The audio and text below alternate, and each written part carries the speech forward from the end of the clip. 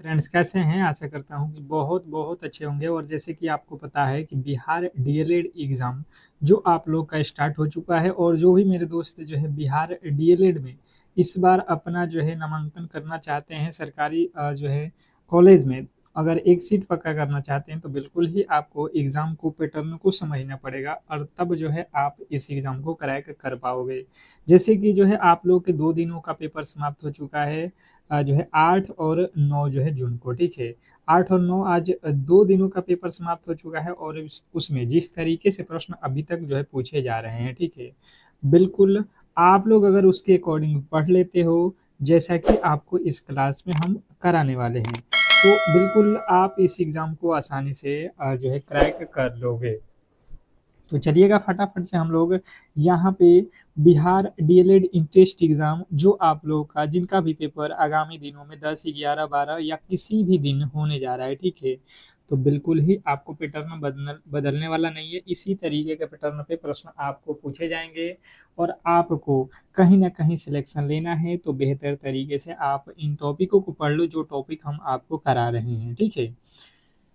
तो चलिएगा फटाफट से हम लोग क्लास को स्टार्ट करेंगे। ज़्यादा समय हम लोग के पास है नहीं, बहुत कम समय बचा हुआ है क्योंकि एग्ज़ाम अब जो है आपका डेली होने वाला है। तो एक बार ज़रूर ही बताइएगा कि किसका कब एग्ज़ाम है, ठीक है? चलिएगा पहले प्रश्न की ओर और पहला प्रश्न आप लोगों के सामने है। पहला प्रश्न सॉल्व करने से पहले हम आप लोगों से एक छोटी-सी रिक्वेस्ट करेंगे कि जो भी मेरे दोस्त मेरे क्लास को लाइक नहीं किए हैं, तो लाइक कर लें और चैनल को सब्सक्राइब नहीं किए हैं तो सब्सक्राइब ज़रूर कर लें क्योंकि ये क्लास आपके लिए बहुत महत्वपूर्ण है और ये डेली क्लासेज आपको प्रोवाइड हो रहा है बिल्कुल फ्री में। बिल्कुल ये क्लासेज फ्री है, सुबह-शाम 2 क्लासेज चलाया जा रहा है। अगर आप भी एग्ज़ाम देने जा रहे हो तो बिल्कुल इस क्लासेज को मिस मत करना, ठीक है? पहला प्रश्न आपके सामने है, देखिए, बिहार में बहने वाली किस नदी को बिहार का शुक कहा जाता है जो हर साल अपनी जो है धारा बदलने और विनाशकारी बाढ़ के लिए जो है जानी जाती है। ये बहुत इम्पोर्टेंट है। नदी से रिलेटेड आपके एग्जाम हॉल वाला प्रश्न पूछ रहा है डेली, ठीक है। तो ये प्रश्न आना लाजमी है और ये हर साल पूछता है, तो इस बार भी प्रश्न आएगा। आपको ध्यान देना है। बिहार में बहने वाली नदी जो बिहार का शोक कहा जाता है, आप लोग सुने होंगे। तो शोक किसको कहा जाता है? कोसी नदी को। कोसी नदी, बिहार का शोक कौन है? कोसी। ऑप्शन नंबर सी बहुत इंपॉर्टेंट है, ठीक है। आप लोग को याद रखना है ऑप्शन नंबर सी।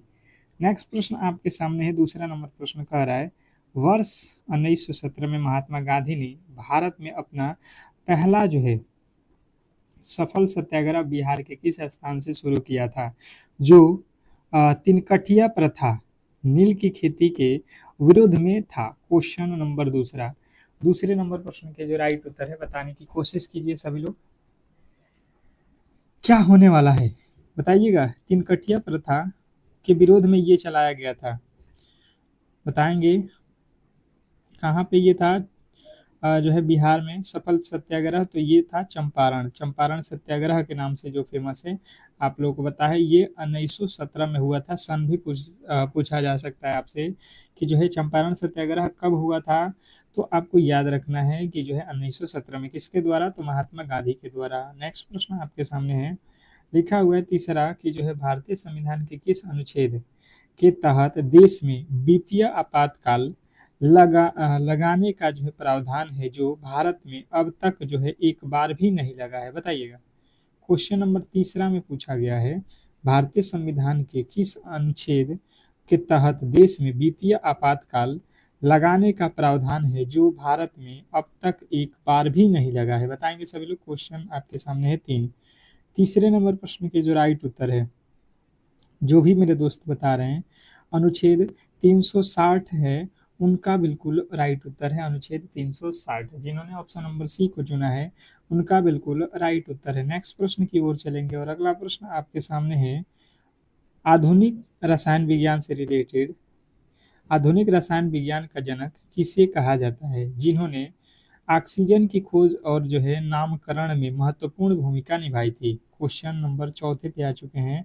अगर आपको पता है इन प्रश्नों के उत्तर तो आप मेरे साथ कमेंट बॉक्स में इन प्रश्नों के राइट उत्तर बताने की कोशिश करते रहो, ठीक है।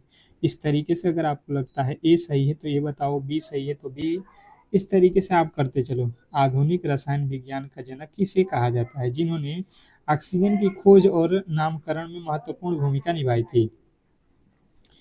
तो जो भी मेरे दोस्त बता रहे हैं, एंटोनी लेवे Lavoisier, Antoine Lavoisier, option number B आपका बिल्कुल राइट उत्तर है। नेक्स्ट प्रश्न की ओर चलेंगे और अगला प्रश्न आपके सामने है, मानव शरीर की सबसे बड़ी ग्रंथि कौन सी है जो पीत रस का जो है स्राव करती है? मानव शरीर की सबसे बड़ी ग्रंथि कौन सी है जो पीत रस का जो है स्राव करती है? Question number 5। पांचवें नंबर प्रश्न के राइट उत्तर बताएंगे सभी लोग। क्वेश्चन नंबर 5 पे आ चुके हैं और जो भी मेरे दोस्त बता रहे हैं यकृत, उनके बिल्कुल राइट उत्तर है जिन्होंने बी को चुना है। ऑप्शन नंबर जो है सॉरी सी, यकृत, ऑप्शन नंबर सी जो है आपके बिल्कुल राइट उत्तर है। नेक्स्ट प्रश्न की ओर चलेंगे और अगला प्रश्न देखिए हिंदी से रिलेटेड है। इत्यादि शब्द का सही और शुद्ध जो है संधि विच्छेद निम्नलिखित में से कौन सा होगा? बताएंगे सभी लोग। क्वेश्चन नंबर 6 छठे नंबर प्रश्न के जो राइट उत्तर है, जो भी मेरे दोस्त मेरे क्लास को लाइक नहीं किए हैं तो लाइक कर दो और चैनल को सब्सक्राइब कर दो। अगर आप भी जो है डीएलएड इंट्रेंस एग्जाम देने जा रहे हैं किसी भी दिन, तो आपके लिए बिल्कुल फ्री क्लासेज यहाँ पे प्रोवाइड हो रहा है, वो भी आपके नए पैटर्न के आधार पे, जैसा कि आपके एग्जाम हॉल में प्रश्न पूछे जा रहे हैं, ठीक है। अब देखिए यहाँ पे इत्यादि लिखा गया है, तो यहाँ पे जब भी आपको मैंने बताया कि आधा त आएगा तो ये छोटी ती में चेंज होता है, इति प्लस, इति से तो और स्टार्ट ही नहीं है, बचेगा क्या? आदि।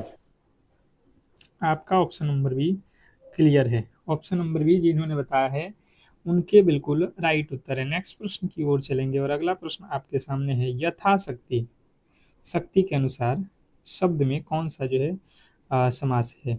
यथाशक्ति शब्द में कौन सा समास पूछा गया है? क्वेश्चन नंबर 7 का राइट उत्तर बताएंगे सभी लोग।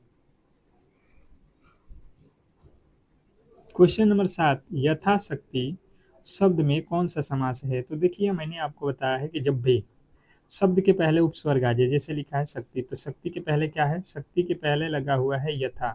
तो यथा जो है ये क्या दर्शाता है? तो ये दर्शाता है अव्ययी भाव समास को। जब भी उपस्वर्ग लगा हुआ है तो आप समझ जाना कि ये अव्ययी भाव समास का ही उदाहरण है, ठीक है।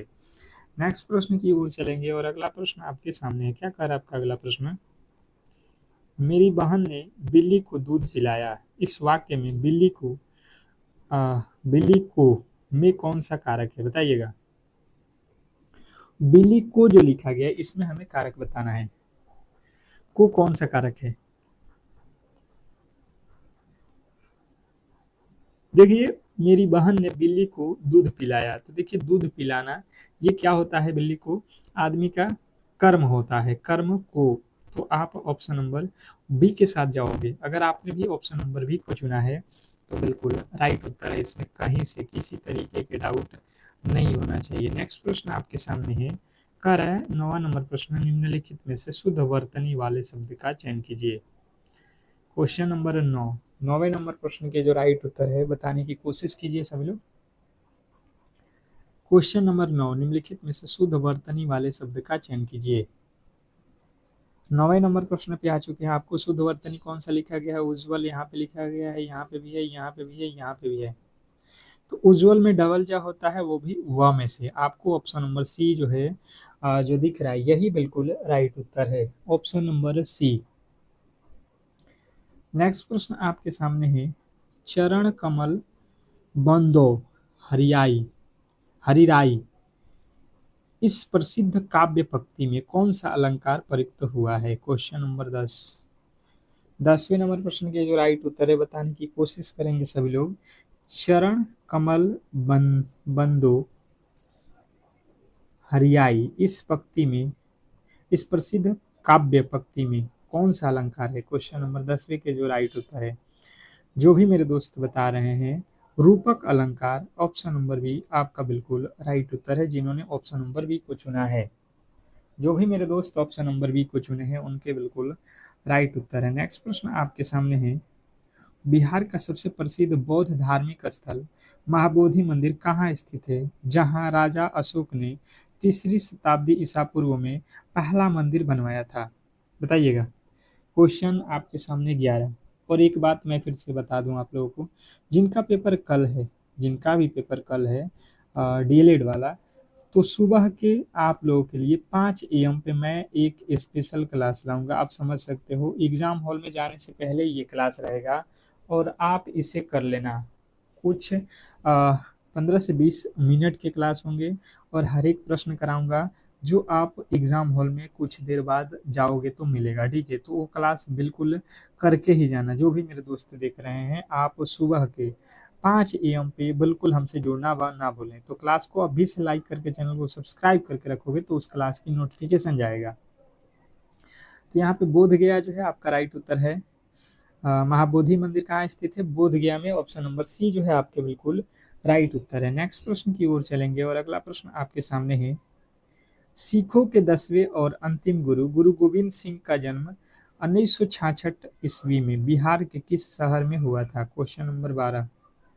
12वें नंबर प्रश्न के जो राइट उत्तर है बताने की कोशिश करेंगे सभी लोग। सिखों के 10वें और अंतिम गुरु गुरु गोविंद सिंह की जन्म 1966 में, सॉरी 1666 में बिहार के किस शहर में हुआ था? तो देखिए, गुरु गोविंद सिंह का जो जन्म है ये पटना साहिब में हुआ है। ऑप्शन नंबर बी आप लोगों को याद रखना है, पटना साहिब। जिन्होंने ऑप्शन नंबर बी को चुना है उनके बिल्कुल राइट उत्तर है। नेक्स्ट प्रश्न की ओर चलेंगे और अगला प्रश्न आपके सामने है। मधुबनी चित्रकला का जो है संबंध मुख्य रूप से बिहार के किस क्षेत्र से है, जिसे वैदिक स्तर पर जीआई टैग प्राप्त है? Question number 13।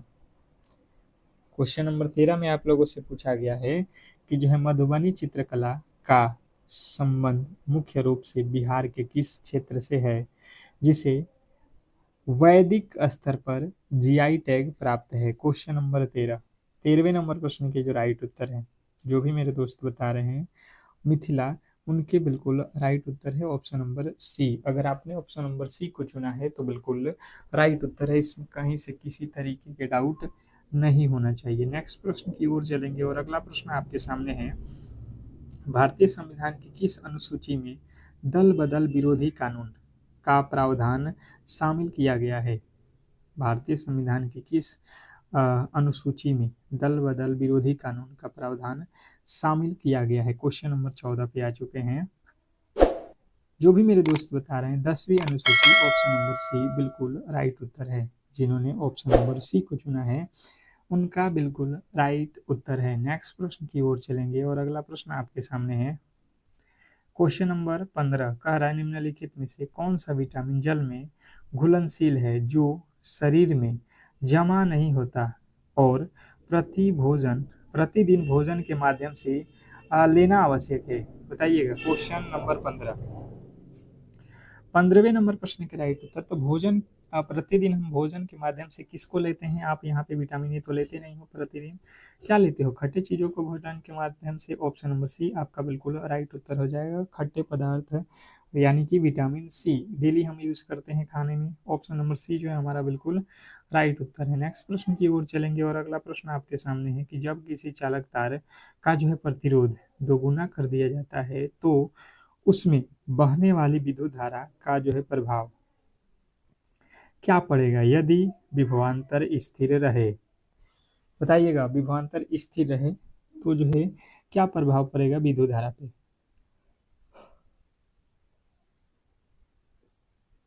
Question number 16। जो भी मेरे दोस्त बता रहे हैं 16वें नंबर प्रश्न का राइट उत्तर आधी हो जाएगी। ऑप्शन नंबर बी आपका बिल्कुल राइट उत्तर है।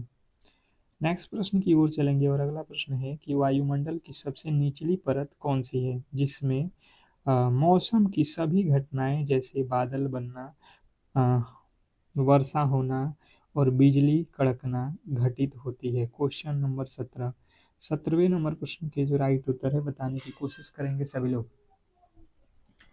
क्वेश्चन नंबर 17 क्या लगता है आपको? फटाफट से अपना राइट उत्तर बताएंगे। तो जिनने बताया है क्षोभ मंडल, उनके बिल्कुल राइट उत्तर है जिन्होंने बी को चुना है। नेक्स्ट प्रश्न की ओर चलेंगे और अगला प्रश्न आपके सामने है कि जो है ध्वनि की चाल निम्नलिखित में से किस माध्यम में सबसे अधिक होती है। ध्वनि की चाल सबसे अधिक किस माध्यम में होती है, बहुत बहुत इंपॉर्टेंट है, बताने की कोशिश करोगे सभी लोग। ये आपके लिए मोस्ट एक्सपेक्टेड प्रश्न है, वीवीआई कर लो, ठीक है। ये सारे के सारे प्रश्न आपको कहीं ना कहीं जो है एग्जाम हॉल में आने के लिए बिल्कुल तैयार हैं, ठीक है। तो ध्वनि जो है सबसे अधिक ठोस में होती है, ऑप्शन नंबर ए आपको ध्यान देना है। ऑप्शन नंबर ए जिन्होंने भी बताया है उनके बिल्कुल राइट उत्तर है। नेक्स्ट प्रश्न की ओर चलेंगे और अगला प्रश्न है पावक शब्द का सही और शुद्ध जो है संधि विच्छेद कौन सा है, बताइए। पावक शब्द का सही जो है संधि विच्छेद हमें निकालना है। पवन का हमने आपको बताया था कल वाले क्लास में, आज पावक देखिए इसी लेवल के प्रश्न पूछे जा रहे हैं इसी तरीके के। तो पावक में देखिए यहाँ पे आ का मात्रा है तो यहाँ पे डबल मात्रा हो जाता है, पौ प्लस अक। अगर आपने यहाँ पे ऑप्शन नंबर बी को चुना है तो बिल्कुल राइट उत्तर है जिन्होंने बी को चुना है, ठीक है। नेक्स्ट प्रश्न की ओर चलेंगे और अगला प्रश्न आपके सामने है। कह रहा है आपका अगला प्रश्न कि जो है रातों रात शब्द में निम्नलिखित में से कौन सा जो है समास निहित है, क्वेश्चन नंबर 20। 20वें नंबर प्रश्न के जो राइट उत्तर है बताने की कोशिश कीजिए सभी लोग। रातों रात शब्द में निम्नलिखित में से कौन सा समास निहित है, क्वेश्चन नंबर 20। 20वें नंबर प्रश्न के जो राइट उत्तर है बताने की कोशिश कीजिए सभी लोग। रातों रात अर्थात रात ही रात में, रात ही रात में, तो यहाँ पे क्या हो जाएगा, क्या हो जाएगा यहाँ पे, तो रात ही रात अर्थात अव्ययी भाव समास हो जाएगा। ऑप्शन नंबर बी जो है आपके बिल्कुल राइट उत्तर है। अगर आपने ऑप्शन नंबर बी को चुना है तो बिल्कुल राइट उत्तर है। नेक्स्ट प्रश्न की ओर चलेंगे और अगला प्रश्न है कि पेड़ से पत्ता गिरा, इस वाक्य में आ, पेड़ से में किस कारक की जो है विभक्ति का प्रयोग हुआ है। पेड़ से पत्ते गिरे अर्थात से जो है इसमें जो दिया गया है से, ये किस विभक्ति को जो है डिनोट करता है, किस विभक्ति को बताता है।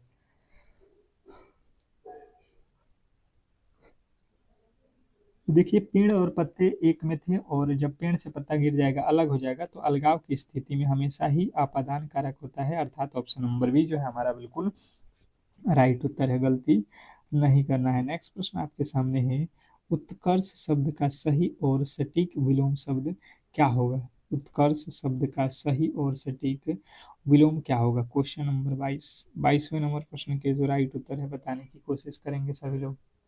क्वेश्चन नंबर 22 इसने कहा है उत्कर्ष शब्द का सही और सटीक विलोम शब्द क्या है। क्वेश्चन नंबर 22वें के जो भी मेरे दोस्त बता रहे हैं राइट उत्तर कि जो है अपकर्ष होता है, ऑप्शन नंबर ए बिल्कुल राइट उत्तर है। नेक्स्ट प्रश्न आपके सामने है कि जो है निम्नलिखित वाक्यों में शुद्ध वाक्य का चयन कीजिए। निम्नलिखित वाक्यों में शुद्ध वाक्य जो है हमें बताना है, बताने की कोशिश करेंगे सभी लोग। निम्नलिखित वाक्यों में शुद्ध वाक्य का जो है यहाँ पे हमें चयन करना है। Question number 23।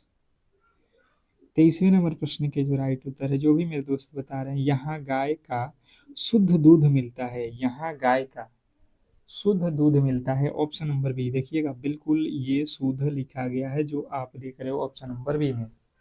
बी वाले जो भी मेरे दोस्त हैं उनके बिल्कुल राइट उत्तर है। नेक्स्ट प्रश्न की ओर चलेंगे। अगला प्रश्न है तरनी तनुजा तट तमाल तरुवर बहुछाए, इस प्रसिद्ध पंक्ति में कौन सा अलंकार प्रयुक्त हुआ है, क्वेश्चन नंबर 24। 24वें नंबर प्रश्न के जो राइट उत्तर है बताने की कोशिश करेंगे सभी लोग। तरनी तनुजा तट तमला तरुवर बहुछाए, इस प्रसिद्ध पंक्ति में कौन सा अलंकार है। तो जिन्होंने बताया है यहाँ पे कि जो है अनुप्रयास अलंकार, ऑप्शन नंबर बी जो है आपके बिल्कुल राइट उत्तर है। नेक्स्ट प्रश्न आपके सामने है कनक कनक ते 100 गुनी मादकता अधिकाय, पंक्ति में पहले कनक का जो है अर्थ धतूरा है तो दूसरे कनक का अर्थ क्या है, बताइएगा। कनक के दो अर्थ होते हैं अगर आपको पता है तो, एक तो कनक का अर्थ होता है यहाँ पे धतूरा, दूसरे वाले कनक का अर्थ हमें बताना है। Question number 25। 25वें नंबर प्रश्न का राइट उत्तर हो जाएगा दूसरे वाले कनक का अर्थ होता है सोना। कनक का अर्थ क्या होता है? धतूरा या सोना, दोनों ही आप कर सकते हो। नेक्स्ट प्रश्न की ओर चलेंगे और अगला प्रश्न आपके सामने है। क्या कह रहा है आपका अगला प्रश्न, यहाँ पे बताने की कोशिश कीजिएगा। हिंदी इंग्लिश के प्रश्न है। Selected the correct option to fill in the blank with the appropriate tense. Tense चुनना है। By the time the doctor arrived the patient, यहाँ पे क्या भराएगा? सभी लोग बताइए क्लास को। जिन्होंने अब तक लाइक नहीं किया है मेरे दोस्त, तो क्लास को लाइक कर लो, चैनल को सब्सक्राइब कर लो। ठीक है, ये क्लास जब तक चलेगा जब तक आपके एग्जाम समाप्त नहीं हो जाते हैं। ठीक है, ये बिल्कुल फ्री क्लासेज है। क्वेश्चन नंबर 26 के जो राइट उत्तर है, जो भी मेरे दोस्त बता रहे हैं कि जो है had died, patient had died, option number C आपके बिल्कुल राइट उत्तर है। नेक्स्ट प्रश्न की ओर चलेंगे। अगला प्रश्न है कि identify the synonym of the given word. Question number 27, 27वें नंबर प्रश्न के जो राइट उत्तर है बताने की कोशिश कीजिए सभी लोग। क्वेश्चन नंबर 27, जो भी मेरे दोस्त बता रहे हैं 27वें नंबर प्रश्न के राइट उत्तर एडवांटेज, एडवांट्यूज, ऑप्शन नंबर बी बिल्कुल राइट उत्तर है। नेक्स्ट प्रश्न की ओर चलेंगे और अगला प्रश्न है कि जो है choose the correct option that correctly change the sentence into indirect speech. Indirect speech में हमें चुनना है। हमारे पास दिया गया है, यहाँ पे देखिएगा, he said to me where are you going. बताइएगा इसको जो है इनडायरेक्ट स्पीच में क्या होने वाला है, सभी लोग बताएंगे। क्वेश्चन नंबर 28, 28वें नंबर प्रश्न के जो राइट उत्तर है, जो भी मेरे दोस्त बता रहे हैं, he asked me where I was going. अगर आपने ऑप्शन नंबर ए को चुना है तो आप बिल्कुल राइट उत्तर के साथ हो। नेक्स्ट प्रश्न की ओर चलेंगे और अगला प्रश्न आपके सामने है। Filling in the blank with the correct जो है कॉन्जैक्शन। हमें कॉन्जैक्शन चुनना है। ही वर्कड वेरी हार्ड, उसके बाद यहाँ पे भरना है he could not clear the examination. बताइएगा ही के पहले क्या लगेगा? तो ही के पहले हो जाएगा but. He worked very hard but he could not clear the exam. Next प्रश्न आपके सामने है। क्वेश्चन नंबर 30, 30वें नंबर प्रश्न में लिखा गया है choose the word that best fits the given definition. A person who looks at the bright side of things। Question number 30, 30वें नंबर प्रश्न के राइट उत्तर हो जाएगा ऑप्टिमेट्स। ऑप्शन नंबर सी जो है आपके बिल्कुल राइट उत्तर है। नेक्स्ट प्रश्न की ओर चलेंगे और अगला प्रश्न है कि identify the part of speech of the underline word. बताइएगा, यहाँ पे आप लोगों को पूछा गया सी सैंग दैट सॉन्ग ब्यूटीफुल। बताइए क्वेश्चन नंबर 31 के जो राइट उत्तर है, जो भी मेरे दोस्त बता रहा है एडवर्ब, उनके बिल्कुल राइट उत्तर है ऑप्शन नंबर सी। जिन्होंने सी को चुना है उनके बिल्कुल राइट उत्तर है। नेक्स्ट प्रश्न की ओर चलेंगे। अगला प्रश्न है the climate of Patna is better than. यहाँ पे बेटर दैन के बाद हमें बताना है क्या भरा जाएगा। ठीक है, सभी लोग बताएंगे। क्वेश्चन नंबर 32 पे आ चुके हैं। क्या लगता है आपको? बताने की कोशिश करोगे सभी लोग। तो date of Delhi, option number B जो है आपके बिल्कुल राइट उत्तर है। इसमें कहीं से आपको डाउट नहीं होना चाहिए। नेक्स्ट प्रश्न की ओर चलेंगे और अगला प्रश्न आपके सामने है। यदि दो संख्याओं का महत्तम समापवर्तक 12 है और लघुत्तम समापवर्तक 72 है, यदि इनमें से एक संख्या 24 है तो दूसरी संख्या क्या होगी? क्वेश्चन नंबर 33, 33वें नंबर प्रश्न के जो राइट उत्तर है बताने की कोशिश करोगे सभी लोग।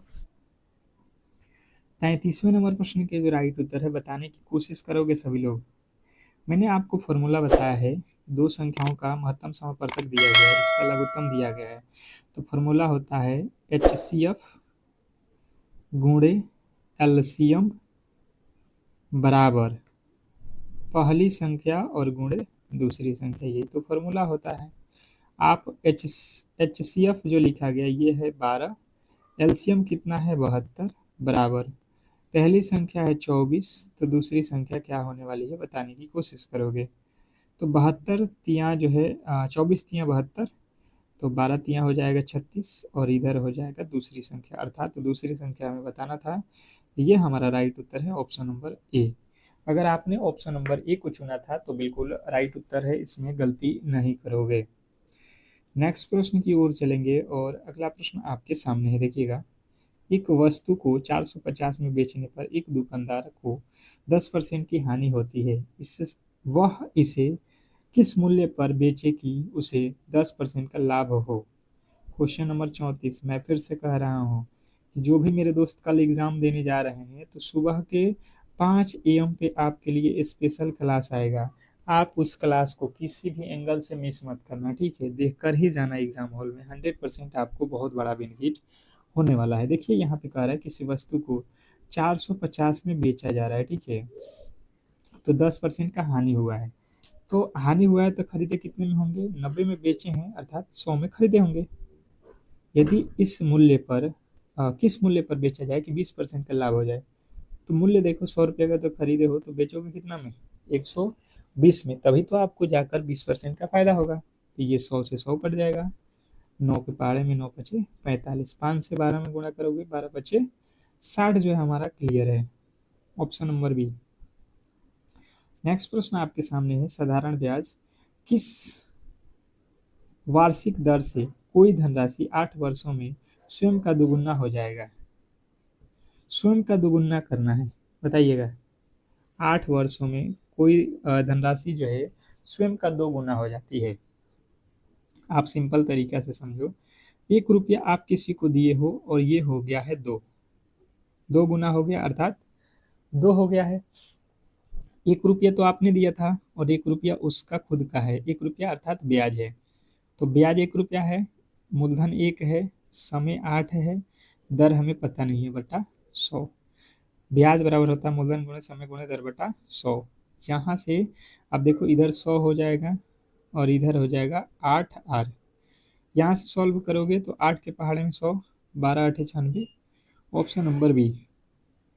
ऑप्शन नंबर बी जो है आपके बिल्कुल राइट उत्तर है। नेक्स्ट प्रश्न की ओर चलेंगे और अगला प्रश्न आपके सामने है, यदि किसी वृत्त की त्रिज्या को 50% बढ़ा दिया जाए तो उसके क्षेत्रफल में कितने प्रतिशत की वृद्धि होगी। क्वेश्चन नंबर 36 में पूछा गया है, बताइएगा सभी लोग। क्वेश्चन नंबर 36, यदि किसी वृत्त की त्रिज्या को 50% बढ़ा दिया जाए तो उसके क्षेत्रफल में कितने परसेंट की वृद्धि होगी। 36वें नंबर प्रश्न के राइट उत्तर बताएंगे सभी लोग। तो देखिए वृत्त की जो है त्रिज्या को 50% बढ़ाना है। अगर त्रिज्या जो है मान के चलो 50% बढ़ाना है, त्रिज्या मान के चलो 100 है, तो बढ़ के कितना हो जाएगा, बढ़ के हो जाएगा 150, ठीक है। तो यहाँ से इसका अनुपात निकाल दोगे तो ये हो जाएगा 2, तो ये हो जाएगा 3। अगर 2 त्रिज्या है तो बढ़ के 3 हो जाएगा। इसके क्षेत्रफल पर क्या प्रभाव पड़ेगा, तो वृत्त का क्षेत्रफल क्या होता है पाई आर स्क्वायर, इधर भी हो जाएगा पाई आर स्क्वायर। ये तो पाई से पाई कट जाएगा, आर का वैल्यू 2, 2 का स्क्वायर 4, 3 का स्क्वायर 9, अर्थात पहले 4 था अब हो गया है 9। कितना बड़ा है 5, कितने पे बड़ा है 4, और गुणे 100। यहाँ से काट दो 25, 4 20 25, 25 25 और 25 25, 125% की वृद्धि हुई है, ऑप्शन नंबर सी। अगर आपने ऑप्शन नंबर सी को चुना है तो बिल्कुल राइट उत्तर है, इसमें कहीं से किसी तरीके के डाउट नहीं होना चाहिए। नेक्स्ट प्रश्न की ओर चलेंगे और अगला प्रश्न आपके सामने है, रीजनिंग से रिलेटेड प्रश्न है कि दिए गए विकल्पों में से संबंधित शब्द को चुनिए। दिया गया जो विकल्प है इसमें जो है संबंधित शब्द को चुनना है हमें। 64 को लिखा गया है 8, उसी प्रकार 289 को क्या लिखा जाएगा। ये बहुत आसान है, मुझे लगता है आपको देखते ही इस प्रश्न के राइट उत्तर पता हो गया होगा कि जैसे ये जो है 64 है इसका वर्गमूल हो जाएगा 8, ठीक है।